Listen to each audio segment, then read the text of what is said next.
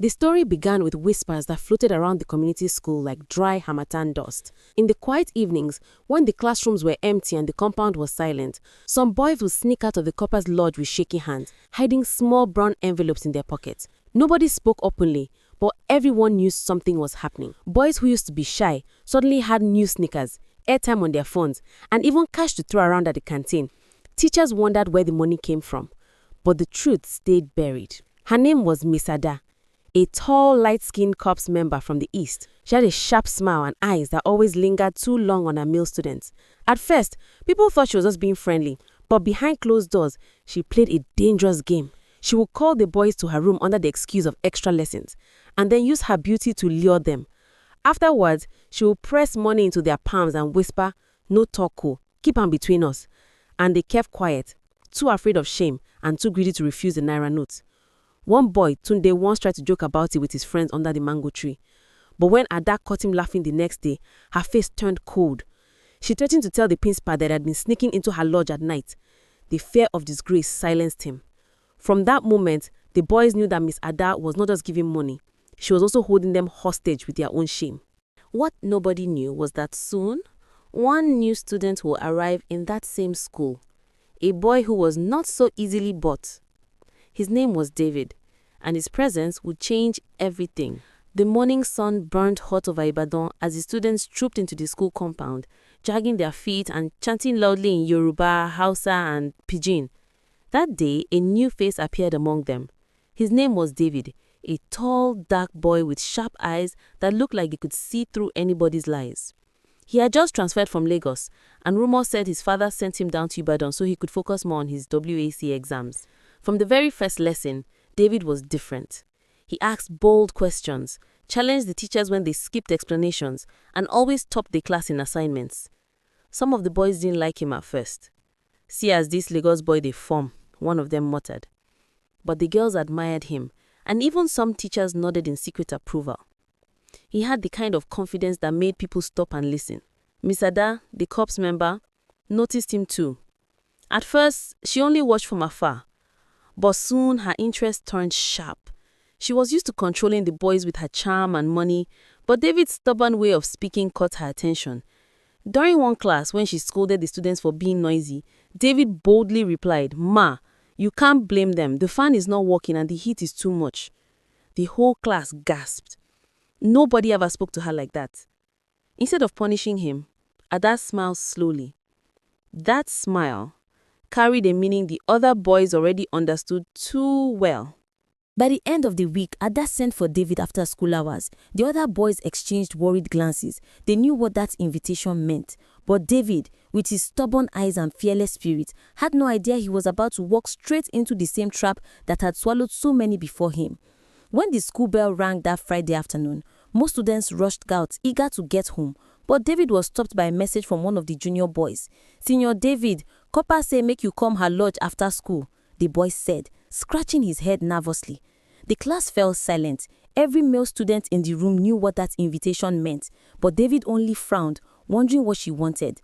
The path to the Copper's lodge was quiet, lined with tall trees that swayed in the evening breeze. David knocked gently on the wooden door. "Come in," Ada's voice floated out. Inside, the room smelt of perfume and body cream. Ada sat on the bed loosely tied around her chest. A smell spread across her lips. "David, sit down. I just wanted to know you better. You are new, and I like how bold you are in class. If you are hooked, then don't forget to like, comment, and subscribe so you don't miss the final chapter." David shifted uncomfortably, sensing something strange. Ada moved closer, her eyes locked on him. She spoke softly, almost like a whisper. "You don't need to be shy. You are special. If you listen to me, life will be easier for you in this school." She touched his hand gently, but David pulled back. "Ma, I don't understand. I came here because I thought it was about academics," he said firmly. Ada laughed, a deep, knowing laugh. She opened a drawer, pulled out a bundle of cash, and dropped it on the table. "This is just small change. I can give you more, but you must keep our little secret." David stared at the money on the table, then back at her. His chest tightened. For the first time, he understood the whispers they had been hearing in school. This was how she trapped the others, but unlike them, David was not ready to play her game.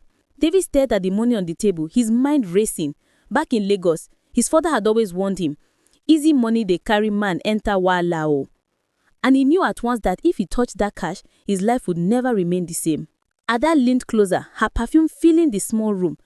You are stubborn, David, but don't worry, I like stubborn boys. If you do what I want, you enjoy. If you refuse, you go regret am. David stood up quickly, shaking his head. No, ma, I can't do this. I respect you as my teacher. Please don't call me here again.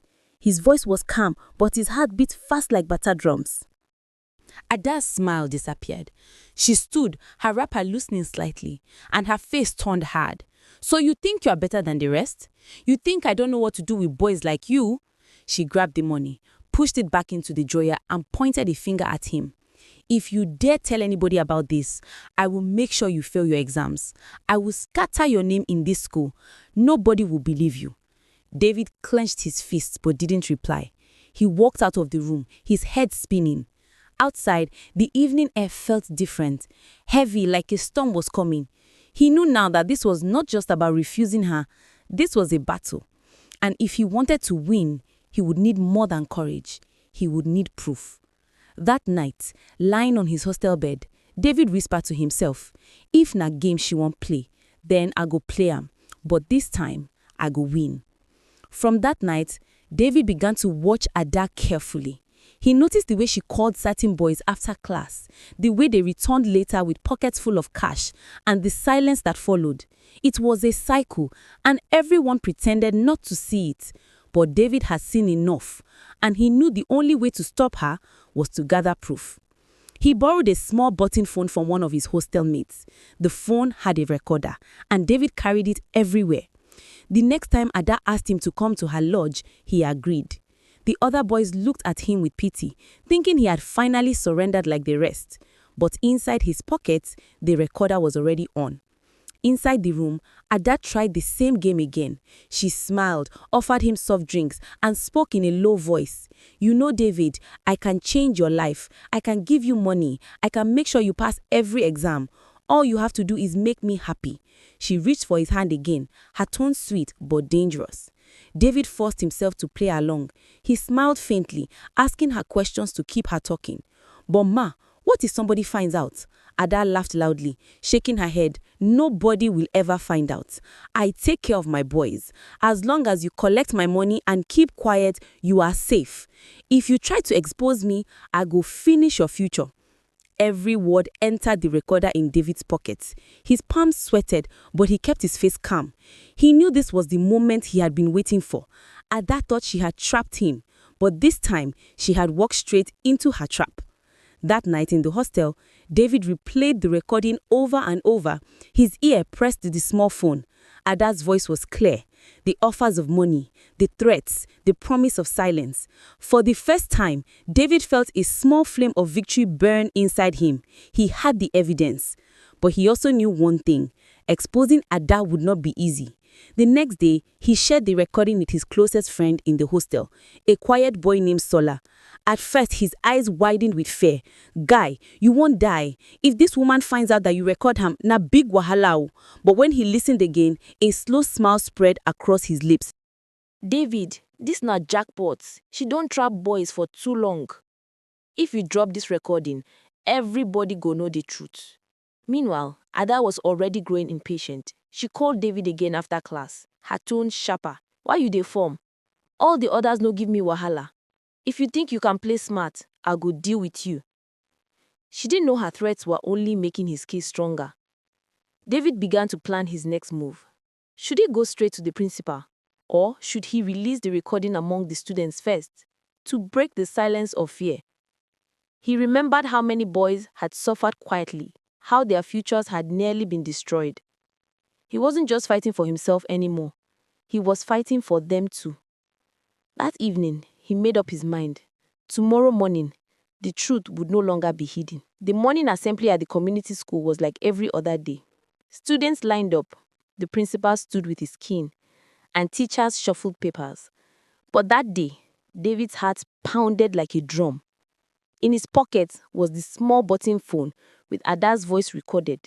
He knew this was the moment. When the principal asked for announcements, David stepped forward. The crowd murmured. Nobody expected the new boy to speak. He cleared his throat, his voice steady. "Sir, I have something important to share. It concerns one of our teachers." Before anyone could stop him, he pressed play. Ada's voice filled the assembly ground. "Nobody will ever find out. I take care of my boys. As long as you collect my money and keep quiet, you are safe. If you try to expose me, I'll go finish your future." Gasps tore through the crowd. Students covered their mouths. Some teachers exchanged shocked glances, and the principal's skin dropped to the floor. Ada's face went pale. She tried to rush forward, shouting, "It's a lie! He edited it!" But the boys who had once been silent began to speak up. One by one, they confessed. The envelopes of money, the threats, the secret visits. The truth spread like wildfire, and there was no escape. By afternoon, principal had already called NYSC officials. Ada was suspended immediately, and a formal report was sent to the state office. For the first time in months, the boys walked with their heads high, free from the fear that had chained them. David stood among them, his eyes calm. He had fought back, and he had won. And in that community school in Ibadan, the story of the copper who thought she could buy silence with money became a lesson whispered for years to come. If you enjoyed this story, don't forget to like, comment, and most importantly, subscribe so you will never miss more thrilling African stories like this.